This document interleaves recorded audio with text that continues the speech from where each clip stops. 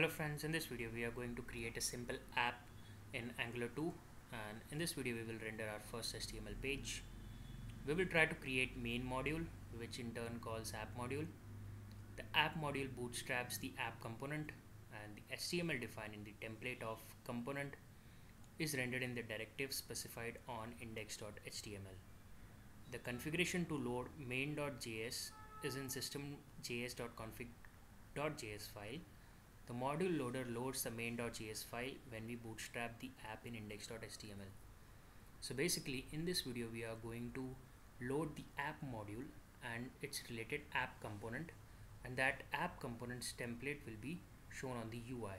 So basically from index.html to the app component we are going to code each and every step, and how the flow works and how the flow goes we are going to discuss that. And this is the flow in basic form. I have tried to explain using the diagrams or code snippets. So first thing is basically index.html, where we bootstrap our app, and basically module loader reads the configuration from system.config.js to load, which file to load basically in the first load. So basically it finds it to be main.js. Then it basically loads the main.js, and inside main.js we have code to load our app module or bootstrap our app module. The app module bootstraps the app component, and the app component has a template and a selector. The selector is basically directive name, and the same directive name we have used on index.html to host the application. So the template of app component is rendered in the index.html. So this is the complete flow we are going to code basically. So let's go to the Visual Studio. So this is my index.html. Here I've referenced system.js.config.js file. So this is the configuration file which is required by module loader, and here we have bootstrapped our application. So we have calling the system.import, and then we are specifying the folder name from where we have to load our first ES module, and the module loader will get to know which file to load from system.js.config.js.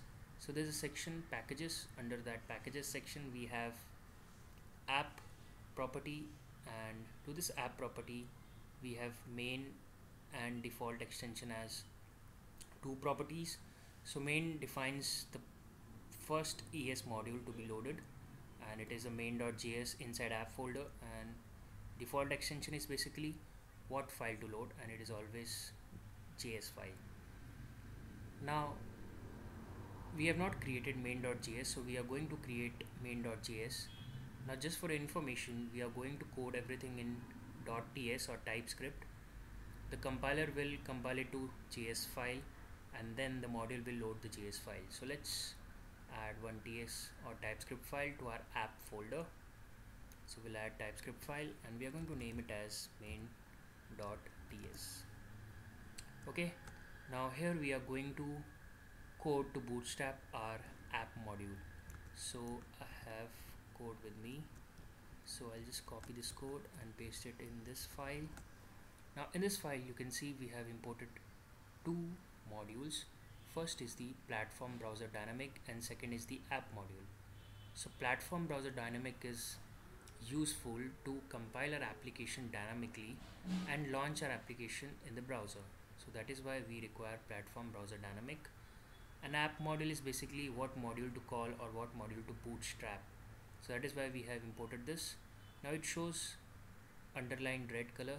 That is because this module is, we have not created this module, so it doesn't exist. So it is showing cannot find module, app.module. So basically we are going to create this module.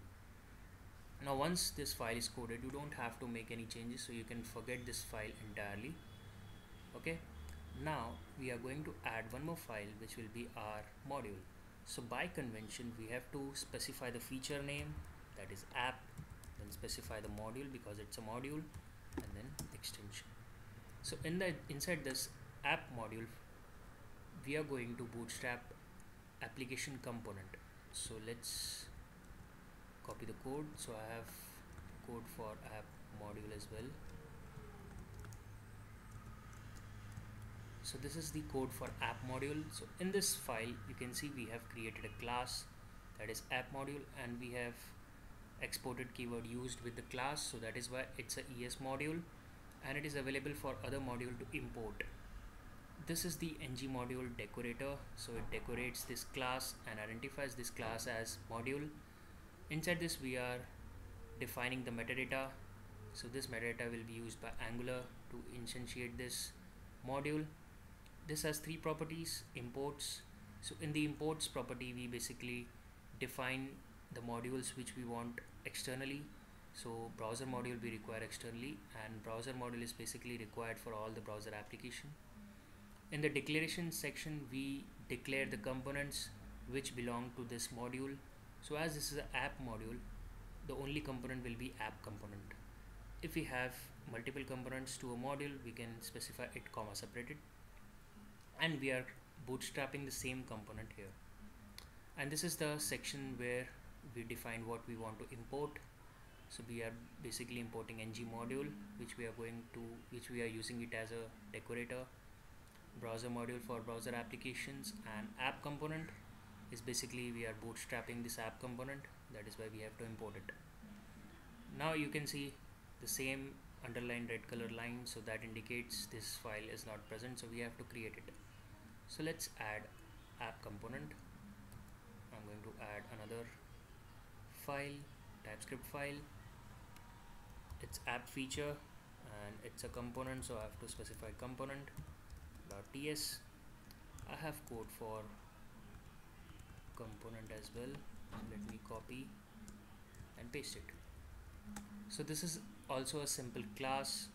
I have used export, so you can import it, and it's a ES module. And inside this app component class I have created a property named page title. In camel case, its type is string, and the default value I have given is add player. This class also has a decorator, and this is a component decorator. This decorator identifies this class as a component, and we are specifying the metadata. We are providing this metadata to Angular. Now this component has many properties basically, but we are using two properties. First is a template. So this template holds the view layout or HTML which is going to be rendered when this directive is used on the HTML page. So how this directive will be called or referenced, so that is defined by selector.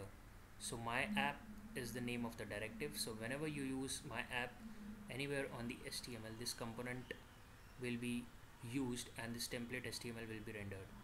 And we are basically importing component to decorate this class as a component class. So now everything is done. Now we are going to run this application, and we will see add player text on our UI.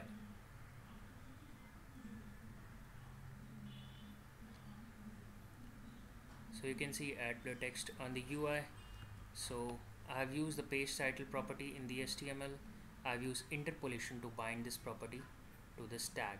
If I make any change here, add player 1, so it gets reflected to the browser.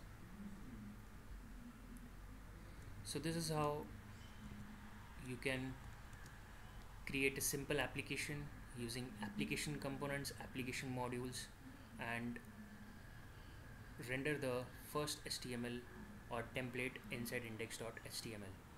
So I hope you like this video. Thank you, friends.